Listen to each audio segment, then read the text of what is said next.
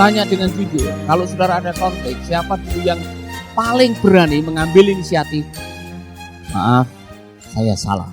Suami atau istri? Ya, istri, suami, luar biasa. Siapa yang suaminya lebih dahulu ambil inisiatif? Wah, itu Ani, Adi, Pak, suami juga. Suami. Ibu Paulus biasanya siapa yang ambil inisiatif? Ini keluar dari hati atau keluar dari tangan? Saudara, kadang-kadang ada orang yang malu minta maaf. Malu mengakui kesalahan karena jaim. Tahu jaim? Jaga image. Seolah-olah kalau saya mengakui kesalahan, maka jati diri saya hancur lebur. Salah. Berani mengakui kesalahan adalah sebuah tindakan yang bijaksana. Mengakui kesalahan bukanlah kekalahan. Saya mau saudara mengucapkan ini. 1, 2, 3. Mengakui, ulangi lagi.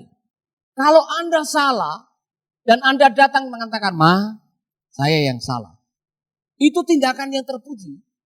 Mengakui kesalahan tidak seperti merendahkan diri Anda. Tidak, saudara. Justru waktu Anda berani mengakui kesalahan, Anda sedang memposisikan dirimu sebagai manusia normal. Orang yang tidak pernah berani mengakui kesalahan, yang menganggap dirinya paling benar, nanti dia akan jadi orang yang munafik.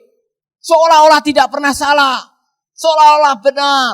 Dalam hatinya, dia ada pergumulan yang tidak akan pernah diselesaikan. Lebih baik tulus, lebih baik jujur. Berlaku seperti apa yang dilakukan oleh Daud. Selidikilah akan aku ya Allah. Ketahuilah akan hatiku. Amin. Berlakulah seperti apa yang disarankan oleh kitab Yakobus. Apabila kamu saling mengakui kesalahan, maka justru di situ akan ada pemulihan. Oh saudara, saya menyaksikan ada orang-orang yang mungkin karena titel, mungkin karena jabatan, mungkin oleh karena status.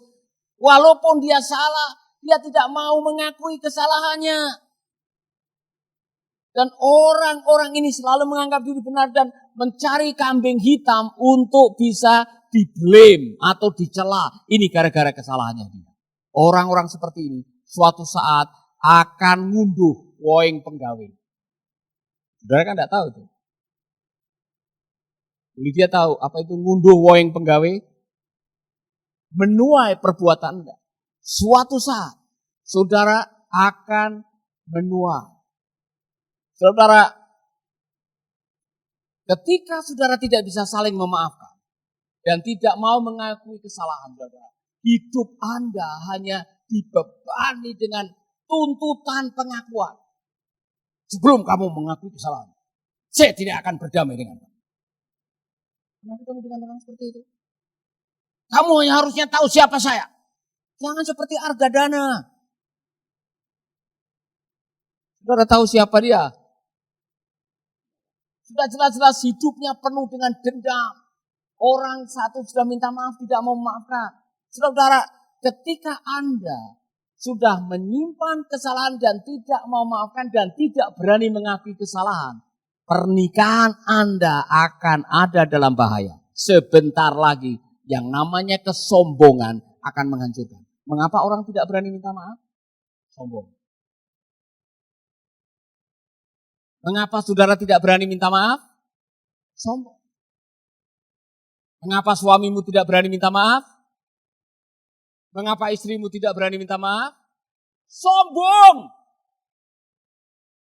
Dia merasa paling benar, paling rohani, paling hebat, paling suci. Nah, kalau orang sudah seperti ini, mau dikonselingi dengan 1000 malaikat, tidak bakal bisa. Biasanya orang-orang begini dikonselingi dengan Tuhan. Caranya bagaimana? Dicepit uratnya sebentar. Sampai begini, baru dia bisa sadar. Jangan sombong. Amin. Jangan suka cari kambing hitam. Ada yang mengatakan orang yang suka mencari kambing hitam adalah orang yang punya victim. Istilahnya dia menempatkan diri sebagai selalu menjadi korban. Jadi dia punya victim minded. Oh saya begini nih gara-gara dia. Pernah ketemu dengan orang ini?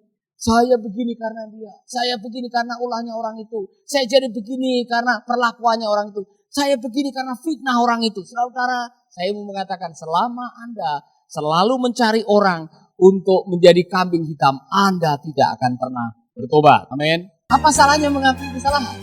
Apa salahnya mengakui kesalahan? Kalau memang saudara salah dan saudara mengakui kesalahan, apa salahnya? Tidak ada. Amin. Cuman saudara, cari waktu yang tepat.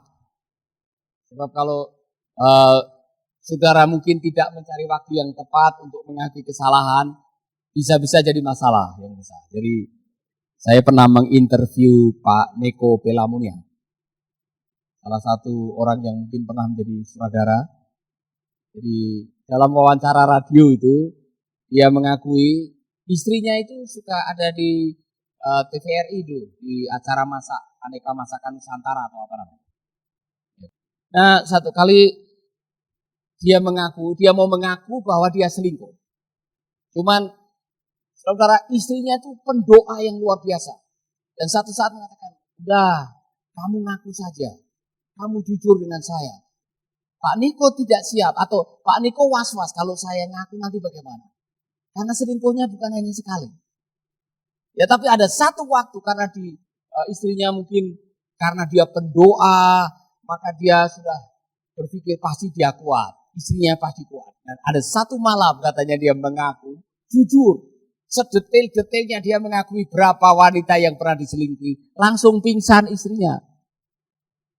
Jadi saudara, artinya waktu membuat pengakuan minta hikmat dari Tuhan, ya kan? Oleh karena sekali saudara mengakui dan kalau istrimu, pasanganmu tidak siap, itu bisa menjadi masalah yang baru.